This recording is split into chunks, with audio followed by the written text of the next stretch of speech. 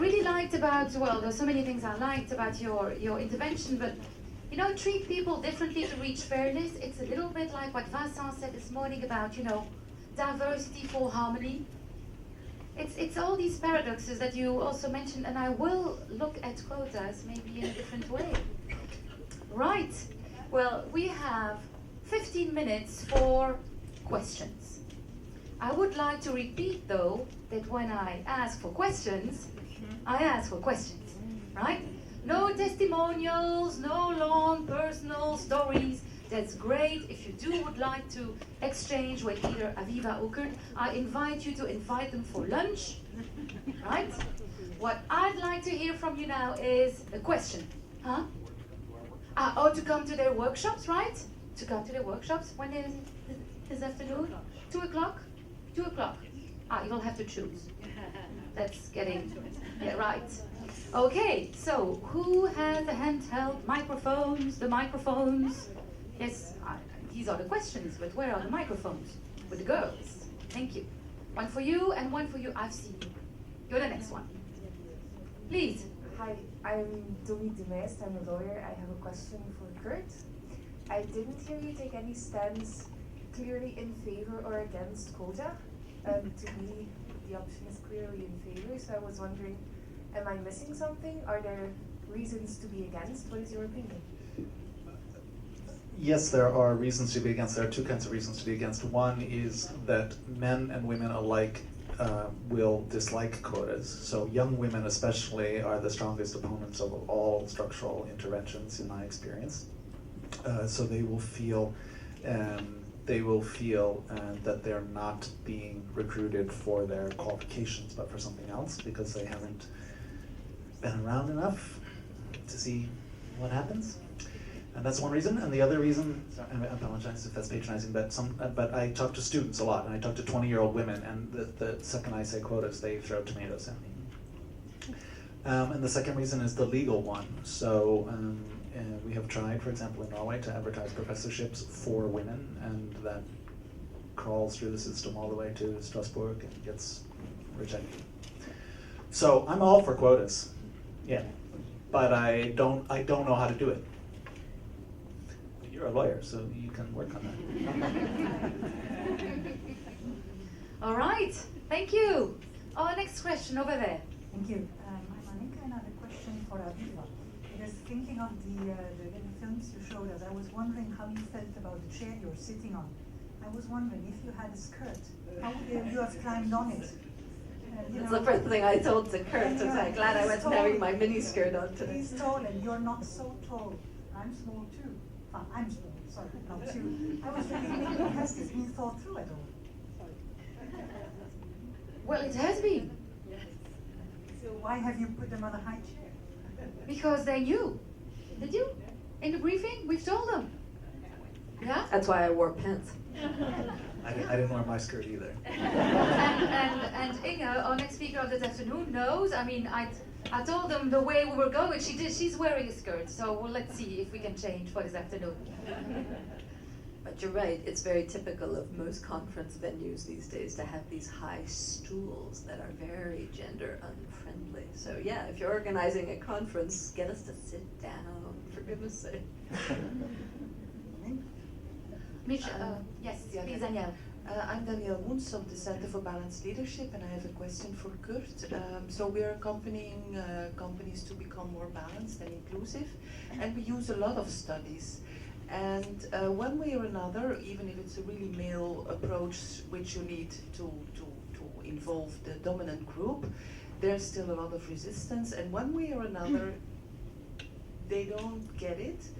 So my question to you is that also your experience, and what would you advise then? Right. So this question touches. This is actually the central question to my workshop this afternoon.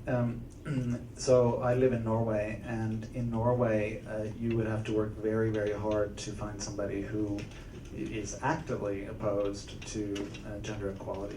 You can't hear anybody say, well, but women have to take more responsibility at home. So the rhetoric is in the right place there. But then there's the question of the follow-up. And I would say that even in a place like Norway, although the rhetoric is in the right place, and I think there is a genuine commitment to gender equality there, the follow-up remains primarily of the type, we have to treat everybody the same. We have to work really, really hard to make sure we're treating everybody the same. And I would just back that up. I mean, unless you have a committed CEO, in my experience, forget it. Just no. So we do the same work, I know you will. Great work, and it's just, I do think that by working with the best companies, getting them ahead, getting them more balanced, higher performing, happier, best practice exemplars, role models for everybody else, we will create a competitive scene where CEOs are actually competing between each other for more gender balanced organizations because they know it delivers results. There's no other way. Thank you. We have a question over here. Yeah, please. Hi, Caroline. I'm economist at the European Commission. Thank you for your intervention. Question for both. What do you think is the political appetite and awareness beyond the Nordic countries for the costs that you just described, which is just not tapping into the talent pool of women which are educated with public funds and then are not given enough space to contribute to the society. So what's the appetite there?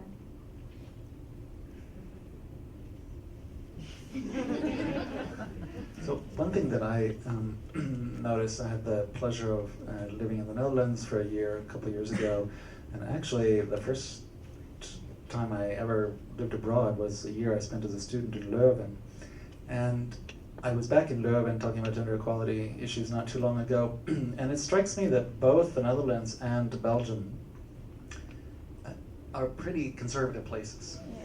And the Netherlands especially has tricked the rest of the world into thinking that it's a liberal country. It's not a liberal country at all. It's a painfully conservative country.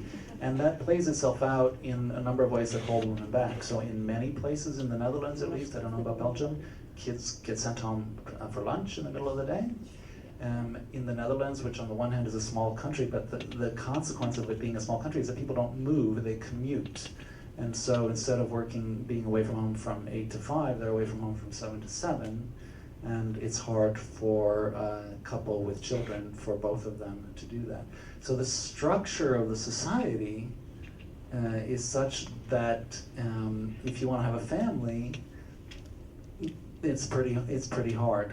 So yeah, the appetite of that, I don't know, it's slow going. I mean, one of the fastest social revolutions in our time is the acceptance of gay marriage in the United States. That happened way faster than anybody would have thought.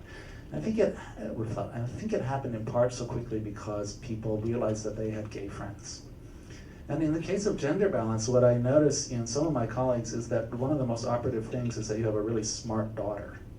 And you all of a sudden start thinking about her prospects, and that makes you feel about it a little bit differently. So if you're looking for what can trigger social change, that's a depressingly slow answer. But yeah, and of course, reading Avivah's books and figuring out how women matter and why women matter. I mean, business. That's the way to go. I agree that there is the same leverage on countries that there is on companies. It's you kind of need to put them in competition. So even faster than gay marriage in the US is gender balance in Rwanda. That is the most gender balanced politically country in the world. And its results have been quite extraordinary, although now it's a bit under question, some of the other issues going on there. But it can be done quickly. It's a huge reflection, again, of who runs the place. So I'm very curious to see what happens in the US. Just wait, we might actually get paid maternity leave, federally mandated for the first time in American history. It's the only developed country that still doesn't have it. So culture plays a huge role, and I think our perceptions of which countries are good on this and which are not are completely wrong. Most of communist Europe is much more gender balanced than Western Europe. Most of Asia is much more gender balanced than Anglo-Saxon countries, which pride themselves on being leaders. They are not.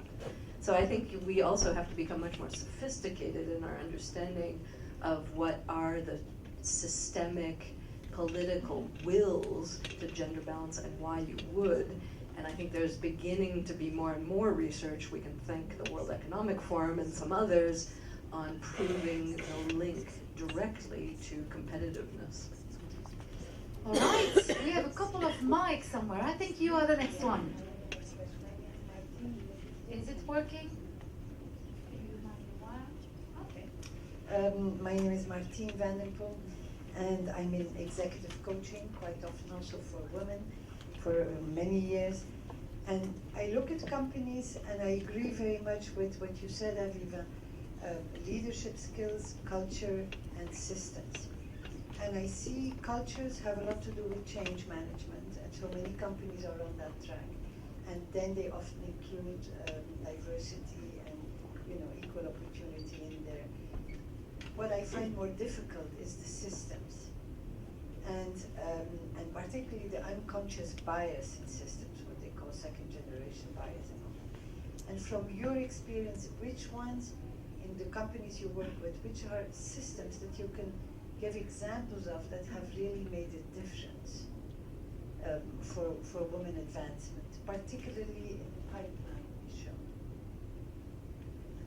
I think, and this is where I have big discussions with a lot of friends, is I think we are the problem is, I think a lot of the interventions I see are over-focused on one of those three things I discussed. So if you go in and you do, which is the current fashion, unconscious bias training for middle managers, nothing will change, right?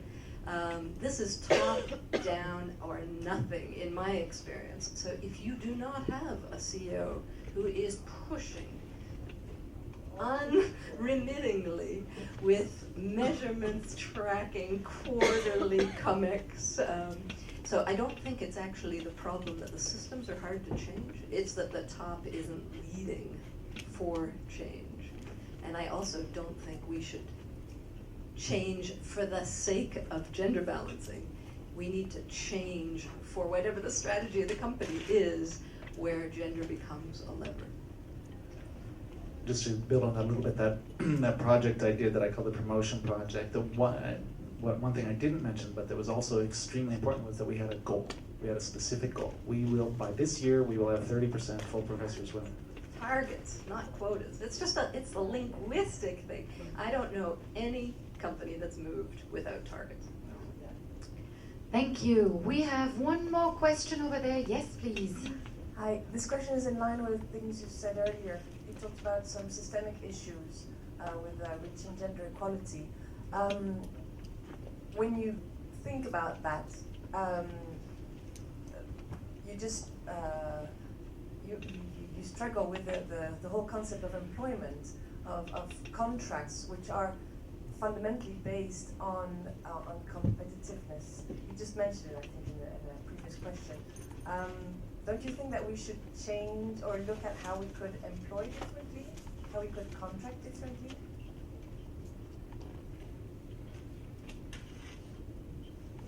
So one of the things that I noticed when I was in the Netherlands is that some people had this slogan, which is that a family needs 1.5 incomes, and the use of part-time employment by women in the Netherlands is, if you look at the OECD scales, it's the highest. It's like something like 80% of women in the workforce in the Netherlands are in part-time work.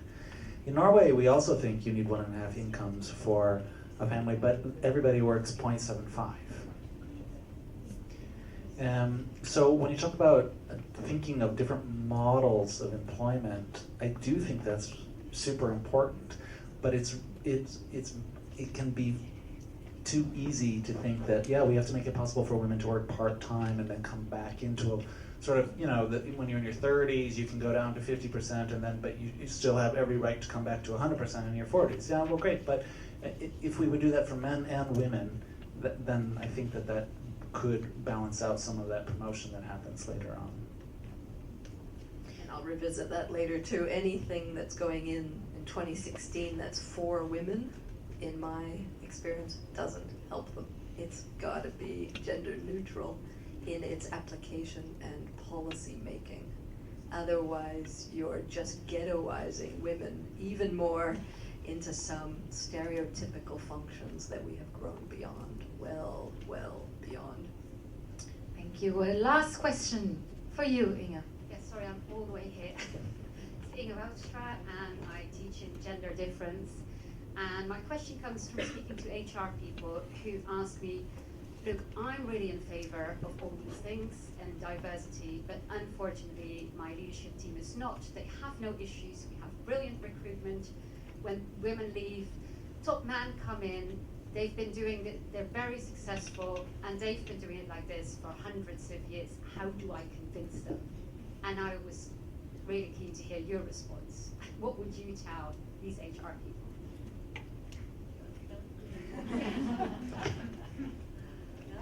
I mean, we work for months generally with gatekeepers, whoever they are, whether it's HR or diversity, or it's often not. Sometimes it's the top that comes directly, often it's not. And I think it is interesting to see what does it take. It differs a little bit company to company, so it depends what their issues are, what their numbers are, how do you get them.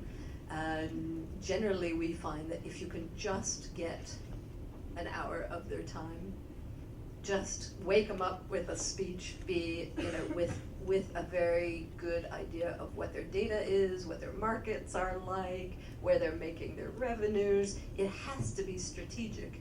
My understanding, and I apologize ahead of time for anybody in HR, I know this won't be popular, but it's often the HR people are not thinking about the business argument enough to sell the concept of gender to their leaders. It's got to be a business argument, and it is today. That's what's so astonishing. It's a complete business argument at country or company level. So you need somebody who will argue that, and unfortunately it's not usually HR people. And when HR people come in front of the COMEX is not expecting them to be arguing a business case. So they're unfortunately a little bit like women arguing with gender balance. They are primed to fail. So we also recommend get somebody else to present. If I could be a man, I'd be really happy. I'm not going to trans because I know that's the latest thing. But it really has to be a hard-hitting business presentation. And we do find, our experience is if you can have an hour with a team, it becomes pretty obvious pretty fast. And you make it fun, exciting, an opportunity to grow business, not, oh my God, you've got a problem, don't you? Oh, you don't have any women. That's no fun, and they won't hire you. All right, thank you. Well, this is the end of our session. I think they deserve a big applause. Thank you.